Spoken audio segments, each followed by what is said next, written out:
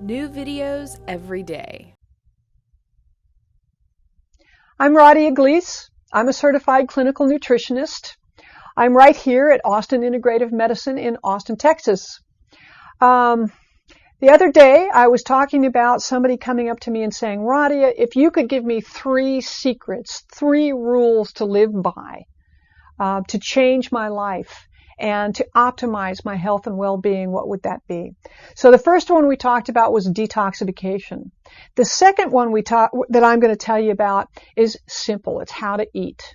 Now, there's all kinds of diets out there. There's all kinds of nutrition programs, etc. And I have many that I do in my clinic. And as a certified clinical nutritionist, it's sort of my job to determine what is the most optimal diet for you and what is the best way to go about either losing weight, or if you're working on something specific, there are certain diets that you need to adhere to. But there's something very simple that I want to tell you about, and that is my rule of thumb. Sure, there's a lot of books out there. The Atkins diet and the South Beach diet and the vegan diet and the macrobiotic diet and now the raw foods diet, and all of these diets are out there and they all have good merit. They may not be right for you. They may not be appropriate for you. So I want to warn you, if you're going to go on a special diet, make sure that you get some guidance. But here's a rule of thumb that everyone can live by, and it's simple. Stick to the way Mother Nature made it. Because no matter what diets are out there and popular books and popular programs, the bottom line is that Mother Nature really knew best. She does. She knows best. So when you're looking at foods that we eat, I'm talking about clean meats, fish, chicken, poultry, raw nuts and seeds. When I say clean, let me verify this. I'm a very big fan of organic.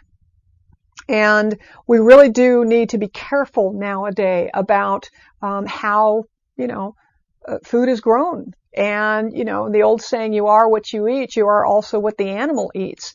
So if you're eating animal food and animal protein, such as beef or chicken or fish, you want to make sure that it is as clean as possible. Make sure that it's not hormone-fed or antibiotic-fed or grown in small cages where it can't move around. That is not the way Mother Nature made it, and that is not good for us either.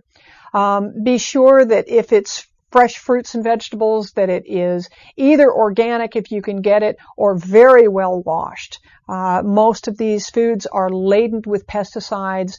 They're grown oftentimes with chemical fertilizers, and that also isn't the way Mother Nature made it. So if it's grains, make sure that it's not processed or refined grains. I have a slogan when I teach nutrition. I always say, if it's pop, puff, flake, floured, shredded, or instant, it's refined. Period. If it's pop, puff, flake, floured, shredded, or instant, it's refined. So the closest the way Mother Nature made it, the more that you can get it closest, as far as don't overcook it, don't overprocess it. If it comes in a box or a can, I would stay away from it or keep it way to a minimum. Because they have to add all of these various different chemicals and whatever to make sure that it doesn't rot. I mean, the story of how refinement came to our civilization is pretty interesting. I mean, it started way back in the Industrial Revolution when we moved people off of the farms and into the cities, and everyone was, working closer in a urban environment. So we needed to import food in. But the problem is that by the time we didn't have a lot of refrigeration in those days, by the time we got food into the inner cities to feed the population, if we didn't do something to alter it, it would go bad, it would go rancid. One of the reasons why is because in grains, for example, you've got, the bran, and you've got the germ, and then you've got the endosperm, which is mostly the starch of the grain. Well, the bran and the germ is where all the good stuff is. That's where most of your B vitamins are. 86% of your B vitamins is in the bran and the germ. Your oils, essential fatty acids. You've heard of wheat germ oil. Okay, well, in wheat germ oil, it came from the germ. So that, those precious oils, by the time they got them into the cities, they'd go rancid. And that was a problem. So they couldn't maintain the stability of the food. So they decided, of course, in those days, they didn't know the significance of those vitamins. They didn't know what a vitamin was. So who cares about that? They didn't know the importance of essential fatty acids, those good wheat germ oils and other germ oils. And they didn't know what fiber was. We figured, well, you poop it out anyway, so body must not need it, so who cares about the fiber? So they took out the fiber, they took out the oils, they took out the vitamins, and then all you had left was the starchy endosperm. And that is basically how we process flours and grains today.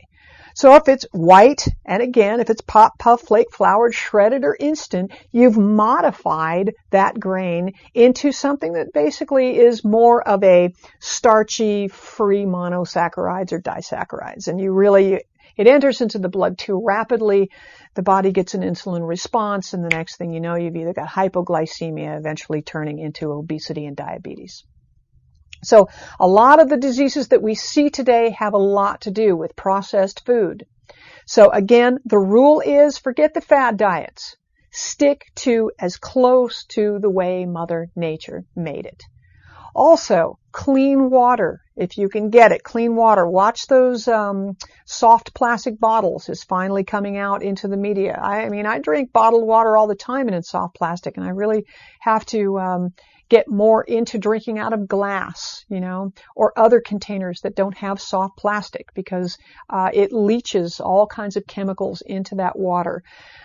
Make sure that it's clean, healthy water and food, and also our air. Our air, usually if it's indoors, it's got a lot of toxicities in it. We talked about toxins before. Make sure we get plenty of sunshine, plenty of fresh air.